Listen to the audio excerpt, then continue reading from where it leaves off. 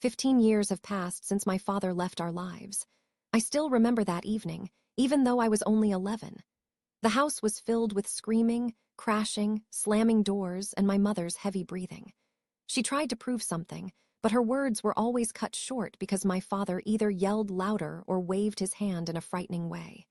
That evening, he finally lost it.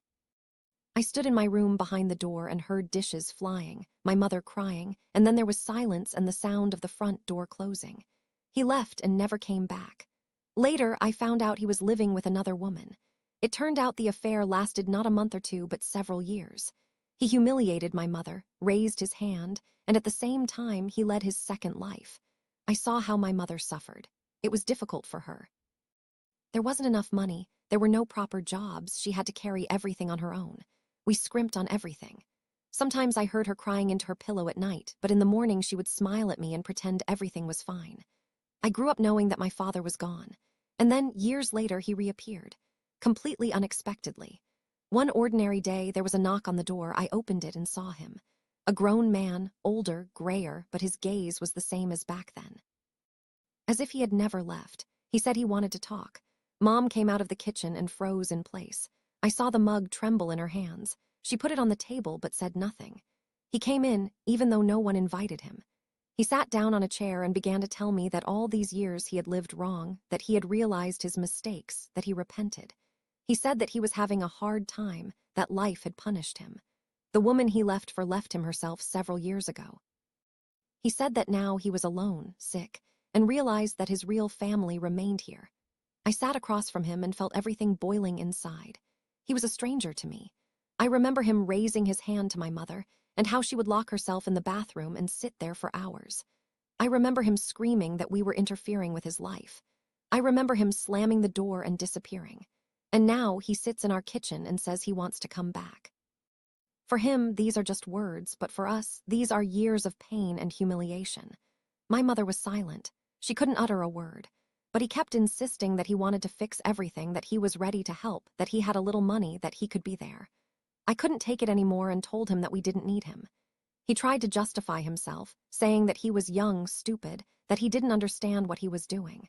But I don't need his excuses. I lived half my life without him. He didn't know how I did at school, what problems I had. He was there when I was sick, when I had no strength. He didn't help Mom when we were barely making ends meet. He didn't see her working nights to pay the rent. Where was he then? And now, when he was feeling bad, he decided he could just come back. I looked at him and realized I didn't have an ounce of pity for him. He says he wants to be a father, but I've grown up. I don't have the child who needs a dad anymore. I only have memories of scandals, of fear, of my mother's tears. And these memories don't let me accept him. After he left, Mom looked like she had lost all her strength forever, but she coped. She raised me alone. She worked several jobs, she never complained, although I saw how hard it was for her.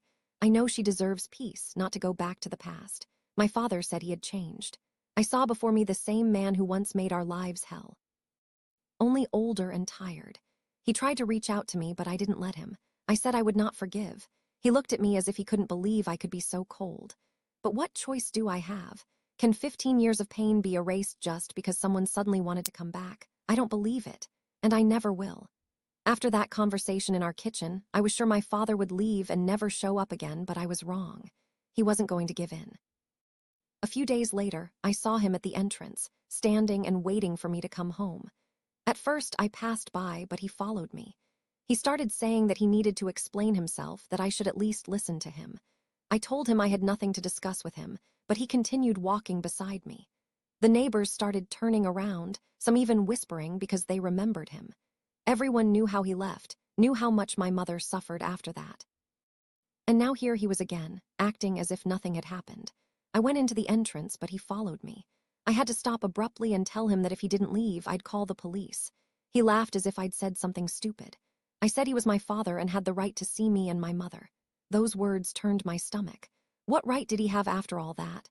I closed the door in his face, but a couple of days later he reappeared. This time he came during the day while I was at work. Mom opened the door and he walked in. When I returned that evening, I found them in the room.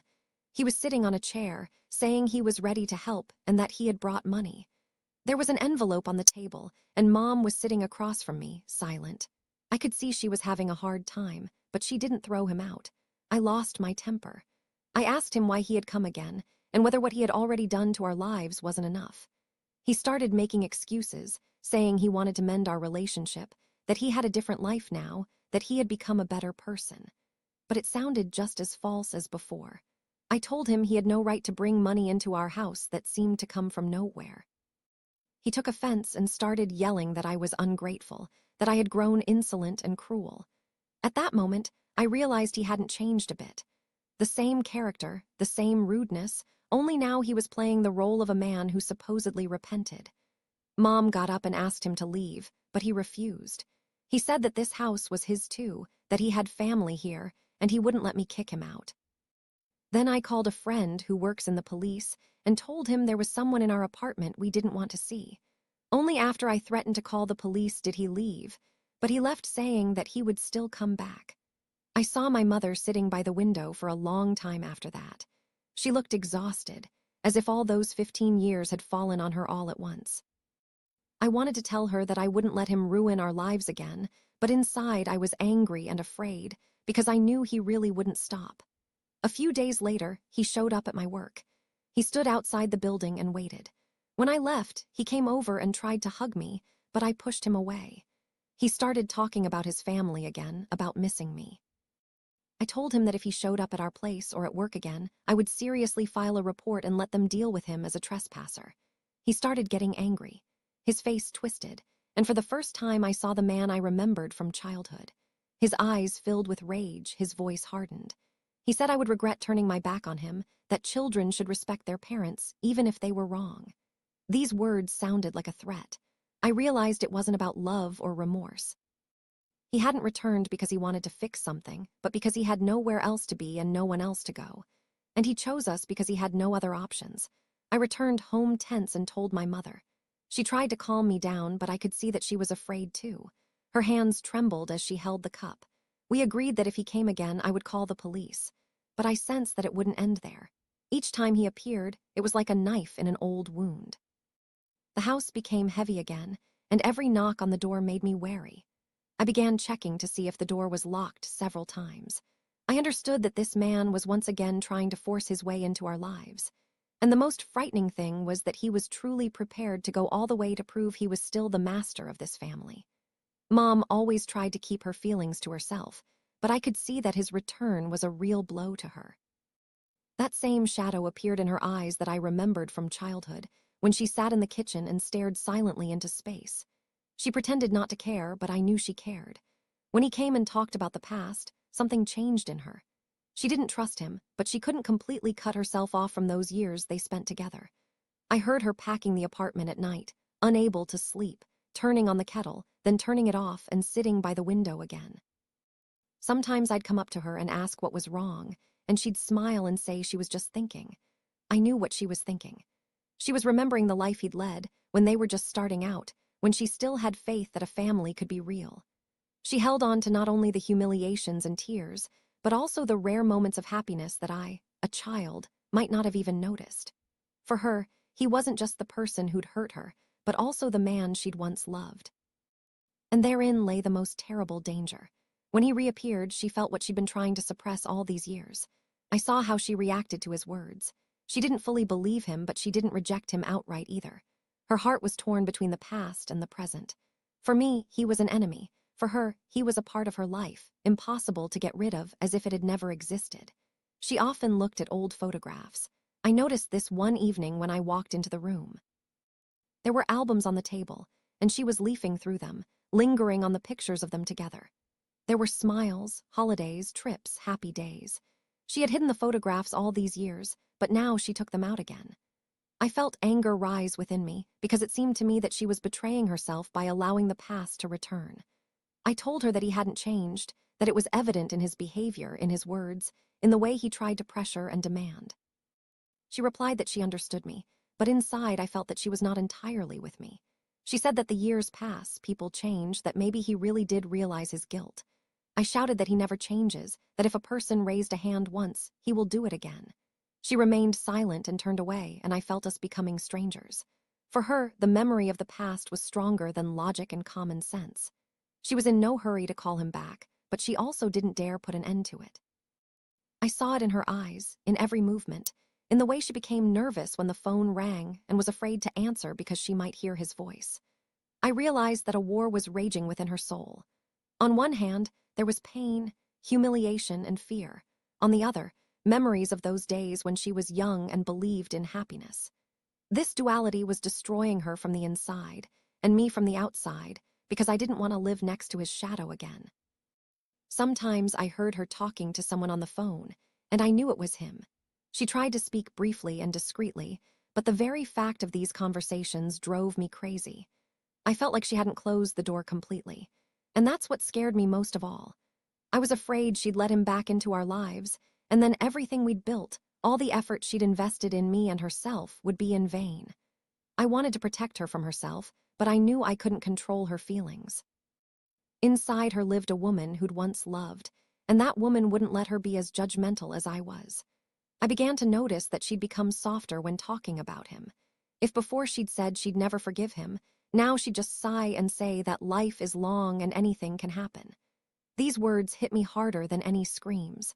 I couldn't accept that she even considered the possibility of his return.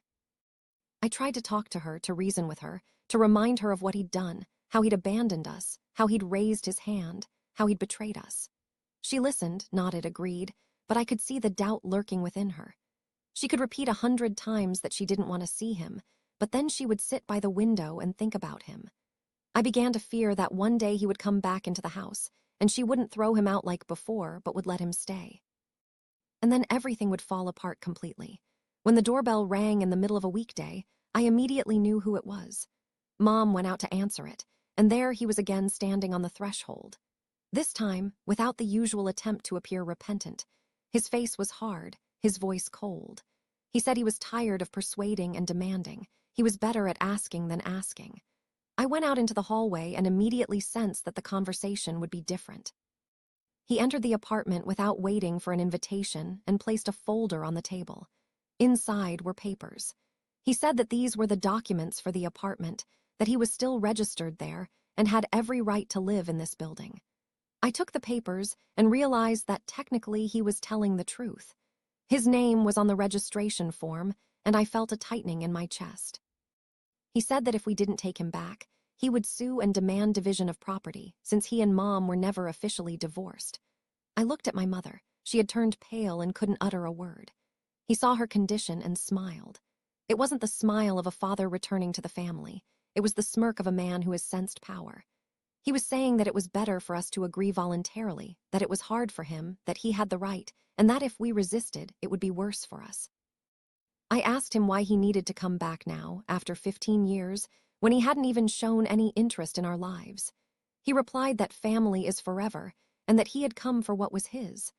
I could see that he wasn't thinking about us. He just needed a place to live and feel in charge. Mom sat next to him, looking as if the ground was slipping out from under her.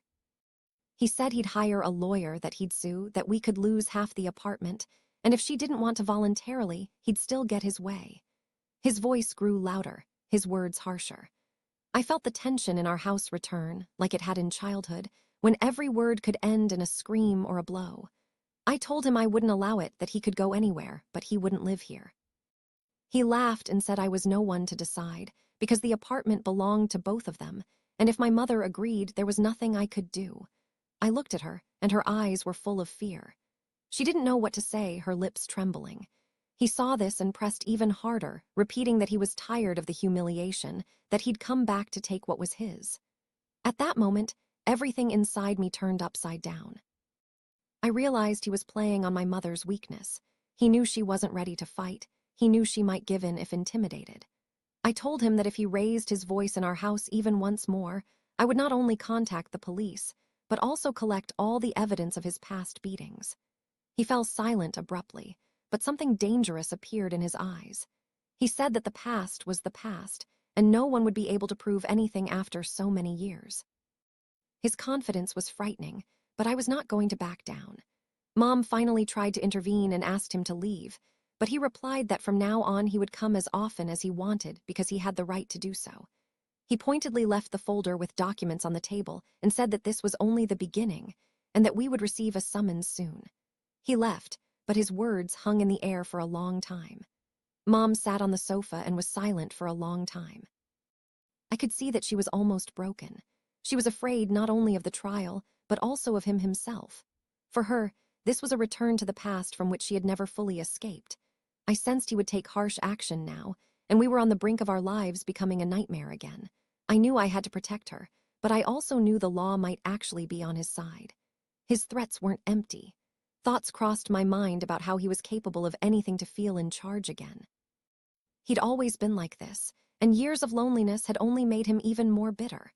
I looked at my mother and saw her gradually weakening. Inside, she was struggling between hatred and fear, between memories and reality. And I knew a real war lay ahead, where he would stop at nothing to regain control of our lives. The evening was quiet. My mother and I were sitting in the kitchen, chatting about small things, and it seemed like life had become calmer, if only for a few hours. But a sudden knock on the door shattered that feeling. It sounded as if someone was trying to force the lock open with the first blow. Mom winced and dropped her fork, the metal clanking onto her plate, and the silence gave way to a rumble in my chest. I stood up and froze in front of the door. Another bang, even louder, followed by a loud voice, hoarse and confused. He shouted for us to open up, calling himself the owner of this house and demanding to be let in immediately. His voice was thick with drunkenness, every sentence slurred, but that only made it more menacing. My mother clasped her hands, her face turned gray, and whispered for me not to open the door. I nodded, but my heart was pounding so hard I could hear my own blood in my ears. He continued pounding on the door, then started kicking it. The lock rattled, the wood creaked. I imagined him bursting in, and everything inside me went cold. I screamed at him that I would call the police if he didn't leave, but that only provoked another torrent of abuse. He screamed that he didn't care about my police, that he was the father of the family and would live here, and if I dared to stand in his way, he would throw me out into the building, and that's where I would stay. Mom covered her face with her hands, her shoulders shaking, and I could hear her stifled sobs. The neighbors' voices were already audible in the stairwell.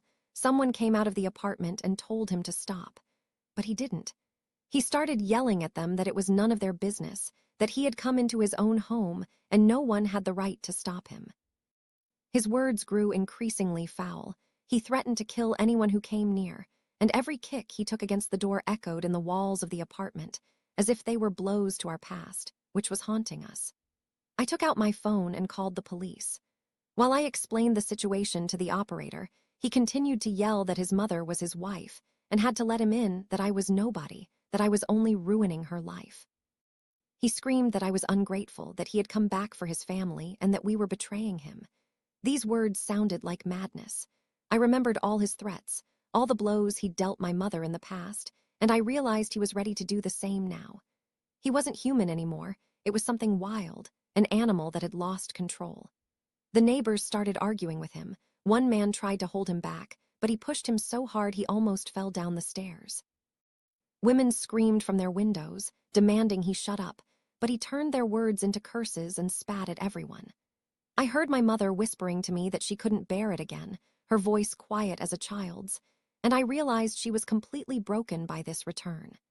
His banging on the door intensified, and I felt like the hinges were about to give way, and then we would be left defenseless. I was ready to brace the door with everything in the apartment, but at that moment I heard the wail of a siren downstairs. The police had arrived. The noise on the stairs grew louder. The police were coming up and the neighbors backed away. But even when they appeared, he didn't stop. He screamed that this was his house, that they had no right to stop him from returning, that he would take what was his, no matter the cost. The police tried to calm him down, speaking calmly, but he was too drunk. He waved a bottle, banging it on the banister, and continued shouting threats. One of the officers took a step toward him, but he started screaming even louder, struggling, trying to grab the handrails to keep from being taken away. He cursed everyone in sight, his mother, me, the neighbors, the police. The neighbors shouted for him to be taken away because they couldn't take it anymore.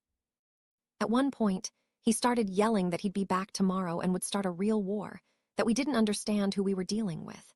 The police twisted his arms, screaming and spitting, but he was no longer able to resist.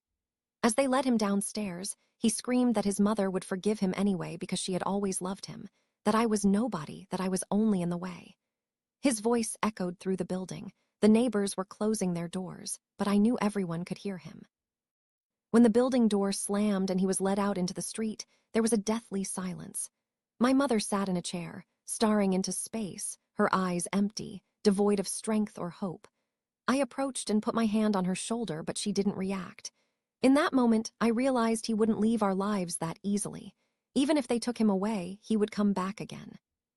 For him, this wasn't just an attempt to come back. It was his war for power, for control, and he would return again and again until he either achieved his goal or destroyed us completely. My mother's faith in her ability to resist him diminished, and I watched her heart gradually crumble under the weight of memories and fear. I held onto my anger for a long time, suppressed my emotions, and tried to be a support system for my mother. But after my father drunkenly burst into our house and threatened me, something inside me finally broke. I paced the apartment, restless, unable to sit still because his voice, his screams, his threats echoed in my head over and over again. My mother pretended to forget, but I saw her lying awake at night, her gaze growing empty, and in that silence I began to feel an unbearable helplessness. Everything we had experienced was coming back to life, and I couldn't understand how I could bear it. At some point, I realized that if I didn't take a step toward this threat, it would destroy us completely. I didn't tell my mother what I was thinking, but a decision had matured inside me, to find him myself. I wanted to talk, but not peacefully, not for reconciliation. I wanted to say everything that had been building up for years, straight to his face, and if necessary, show him with my fists that he no longer had the right to ruin our lives. I knew he wouldn't stop, that the police weren't a problem for him, nor were the neighbors. He would keep coming, and if I didn't stand up to him, one day he would break through and then something irreparable would happen. I spent several days looking for him. I called friends who might know where he now lived, visited old courtyards where he used to be found. I was prepared to find him in some dirty basement or cheap dive, and in the end, that's what happened. I was told he often hung out at a bar on the outskirts, so I went there. The place was squalid, dimly lit, smelling of fumes and cheap snacks. I walked inside and spotted him right away. He was sitting at a table with two men, talking loudly, laughing so loudly the whole room could hear, and there was a bottle of wine next to him, already half empty. When he saw me, there was no surprise in his gaze, as if he had been expecting this meeting. He smiled, but it was a smile full of malice. I approached him. He lazily leaned back in his chair and began to tell me that a son had finally dared to come to his father, which meant that not all was lost in me. I clenched my fists. Every word he said grated on my nerves. I said I hadn't come for him, but to put an end to his intrusion into our lives. He laughed, his friends started grinning too, and he said that I was still a boy who didn't understand anything, that he would always be a father, and his mother would always be his woman, and I couldn't change that. I felt everything boiling inside. I told him point blank that he had no right to even come near our mother, that he had died for us 15 years ago when he left us. His eyes filled with rage. He stood up abruptly. The table shifted. The bottle fell and shattered. He came so close to me that I could smell his heavy breath, the smell of alcohol and cigarettes. He began to say that I was ungrateful, that he had sacrificed for the family, and that we were traitors. His voice grew louder. People in the bar turned around, but no one intervened. I couldn't take it anymore and hit him. It all happened in an instant. My fist crashed into his face, and he staggered but didn't fall. His friends jumped up, but he stopped them with his hand. His eyes blazed, and he lunged at me. A fight broke out. He was stronger and heavier, but my anger gave me strength. We rolled on the floor, hitting each other. There was screaming, noise, and the crash of chairs. I felt no pain, only rage. Everything that had been pent up for years burst out. At some point, I was on top, grabbed him by the collar, and started screaming that he would never come near us again, that I would not let him destroy Mother, would not let him lay a hand on her again. His face was covered in blood, but he continued to grin, as if he enjoyed bringing me to this state. Security guards rushed into the bar and separated us, but he was still yelling that I was his son, and I would still be a part of him, no matter how hard I tried to deny it. I was pushed out into the street, my heart pounding, my fists bloody, and I realized that nothing was over. This fight didn't end things, it only opened a new chapter. I walked home and wondered what I would tell my mother. She wouldn't forgive me for getting into a fight, but at the same time, I felt like I'd done the right thing. I was empty inside, but this emptiness was better than the helplessness I'd felt before. I knew he would be even more dangerous now. He wouldn't forget that I dared to hit him, that I stood up to him openly. And that meant the war was just beginning. The bar fight wasn't the end, but only the beginning of a new wave. I felt it even then, standing on the street with bruised fists and watching my father wiping blood from his face, yelling promises that I'd regret it. He never knew how to let go. For him, every argument was a pretext for long-term revenge, and I knew this time would be the worst, because for the first time in my life, I raised a hand against him and wasn't afraid. The first thing he did was start showing up at the entrance. Not drunk, but sober, which was even more frightening. He stood in the yard, smoking, and waiting for me or my mother to come out. The neighbors said he pestered them with conversations, telling them what an ungrateful son I was, how his mother had betrayed him, and it all sounded so convincing to those who didn't know the whole truth. I heard old women whispering by the benches that the man probably wasn't so bad after all, since he was trying to get back to his family, while his son, they said, wasn't giving him a chance. These words cut into my ears. I wanted to explain to everyone what he had been like in the past, but I knew no one would listen. Then things got worse. One morning, we left the apartment and saw that the door was covered in insults. Written in black paint were words that said we were traitors, that my mother was a sellout, and that I was a coward and a worthless person. The smell of paint hung in the air, and it was clear who had done it. My mother pressed her hand to her lips, her eyes filled with tears, and for the first time, I saw in them not only fear but also shame. She felt humiliated in front of the neighbors, as if she were actually to blame for what had been written. I tore off as many of these graffiti as I could, but the marks still remained. A few days later, the same thing happened again. The door would be covered in graffiti, some nasty thing would be spilled on the rug, and an empty bottle with a note would be lying under the door. In the notes, he wrote that we would regret it, that we would still be with him, that my mother was nothing without him, and I was nothing. Every one of his pranks was like a blow, but the worst thing was that he began to infiltrate the minds of others. Neighbors increasingly looked at us with pity or condemnation, and he skillfully spread rumors. He said that my mother had ruined his life, that she lived at his expense, that I wasn't his son, but an accident. These rumors reached my ears at work, from acquaintances who heard them from someone else. It seemed he had launched an entire campaign to shame us. My mother became increasingly silent, sitting by the window in the evenings and looking down at where he sometimes stood, staring straight at our windows. His gaze was heavy, there was no regret in it, only anger and the certainty that sooner or later we would give in. But I was not going to give in. I tried to convince my mother to go to the police again, but she refused. She said that reporting him wouldn't help, that they would let him go, and he would only get worse. She feared his revenge more than she believed in the protection of the law. I understood her, but I felt helpless. We lived under siege. I'd return home in the evening and check the yard, the entrance, the stairwell every time. Sometimes I'd find new insults written on the door, sometimes cigarette butts strewn under the door, sometimes he'd be waiting downstairs, shouting at me that I was a pathetic coward hiding behind my mother's skirt. But one day he went further. We returned home to find the door lock covered in glue. We couldn't open the door, and while we waited for the repairman, neighbors scurried past, casting sidelong glances. I knew he was somewhere nearby, hiding and watching, reveling in our humiliation. My mother was shivering with cold and fear, and I was seething with rage. I swore that if I saw him again, the conversation would be different. But he seemed to sense that I was about to lose my temper and skillfully avoided direct confrontation.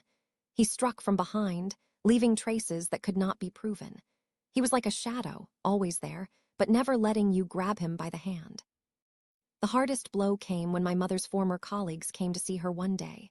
They carefully hinted that they had heard terrible things about her, that she allegedly led a dissolute life, that she dated anyone for money, that I wasn't his father at all. He was clearly spreading all these vile rumors. After that conversation, my mother couldn't come to her senses.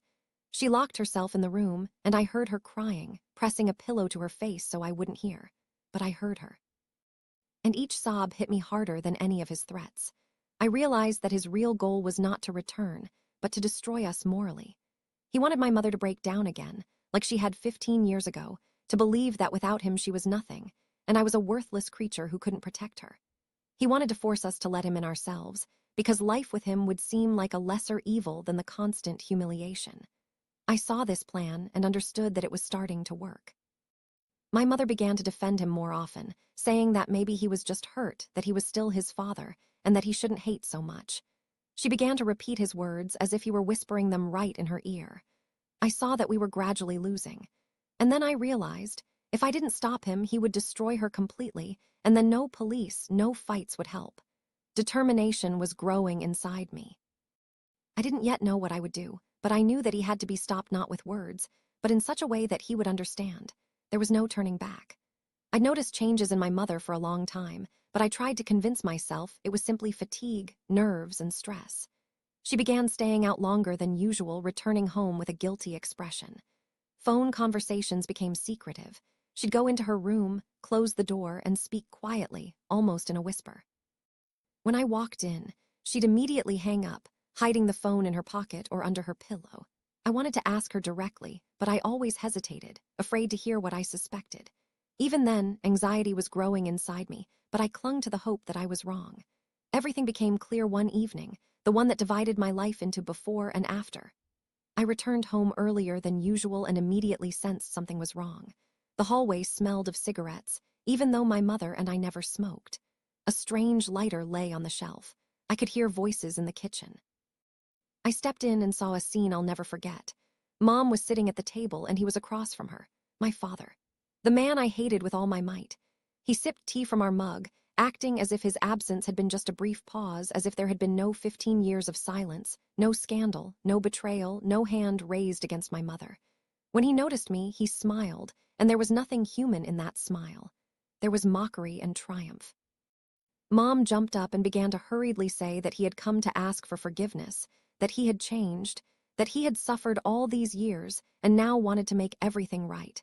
Her voice trembled, but there was a softness in her eyes I hadn't seen in many years.